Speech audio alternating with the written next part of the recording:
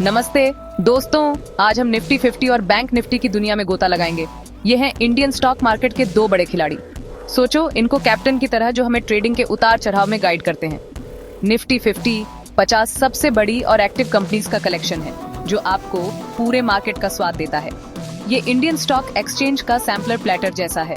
दूसरी तरफ bank Nifty, जैसा कि नाम से ही पता चलता है, सिर्फ बैंकिंग सेक्टर पर फोकस करता है। इसमें बैंकिंग दुनिया के टॉप डॉग्स हैं, वो फाइनेंशियल जायंट्स जो पैसों का फ्लो बनाए रखते हैं। इन इंडाइसेस को समझना स्मार्ट इन्वेस्टमेंट डिसीजंस लेने के लिए जरूरी है। तो तैयार हो जाइए, लाइफ वेस्ट पहन लीजिए और चलिए शुरू करते हैं। निफ्टी 50 थोड़ा रोलर कोस्टर राइड जैसा चल रहा है, ऊपर नीचे हो रहा है, जिससे बहादुर से बहादुर सेलर भी घबरा जाएगा। लेकिन स्टॉक मार्केट ऐसा ही होता है। अभी निफ्टी 50 18,000 के लेवल पर थोड़ा रुका हुआ है, जैसे दीवार आ गई हो, समझ रहे हो। लेकिन अगर ये स्ट्रॉन्ग मोमेंटम से उस दीवार को तोड़ देता है तो फिर हम 18,500 के लेवल तक स्मूथ सेलिंग देख सकते हैं। लेकिन हमें तूफान के लिए भी तैयार रहना होगा। 17,500 के लेवल पर नजर रखो, ये हमारा सपोर्ट लेवल है, लाइफ बोट है अगर चीजें बिगड़ती हैं तो। अगर निफ्टी इससे नीचे गिरता है तो थोड़ा डिप आ सकता है। याद रखना दोस्तों, इन्वेस्टिंग रिस्क और रिवॉर्ड मैनेज करने के बारे में है। अब बात करते हैं बैंक निफ्टी की, समुद्र की दूसरी बड़ी मछली। ये इंडेक्स काफी लहरें बना रहा है और इन्वेस्टर्स इन लहरों पर प्रॉफिट के लिए सवारी करने को बेताब हैं। बैंक निफ्टी अभी पॉजिटिव सेंटिमेंट की लहर पर ऊंचा चल रहा है। बैंकिंग सेक्टर की अच्छी कमाई से इसे बढ़ावा मिल रहा है, जैसे बैंकिंग इंडस्ट्री को एड्रेनालाइन का इंजेक्शन लग गया हो। 44,000 के लेवल पर नजर रखो, ये हमारा रेजिस्टेंस लेवल है।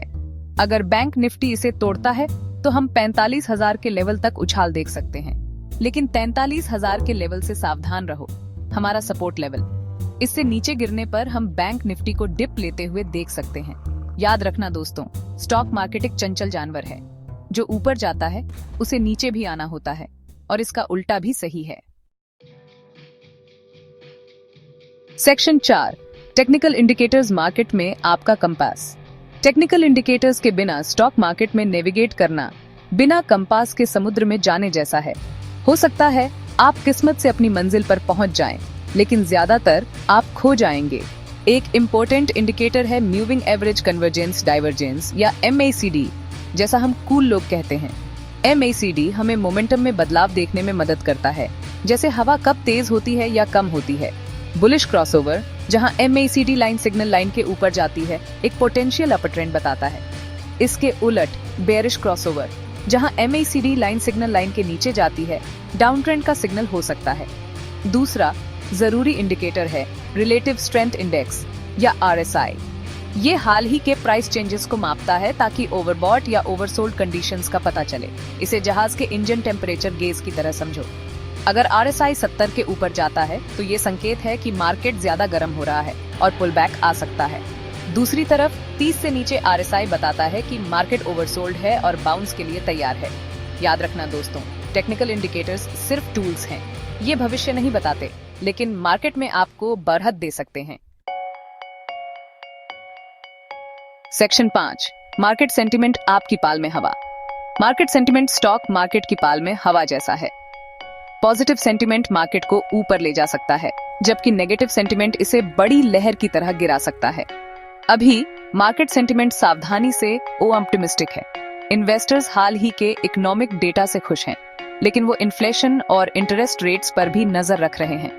ये कोहरे में सेलिंग करने जैसा है, आपको धूप दिख रही है, पर आगे क्या है पता नहीं।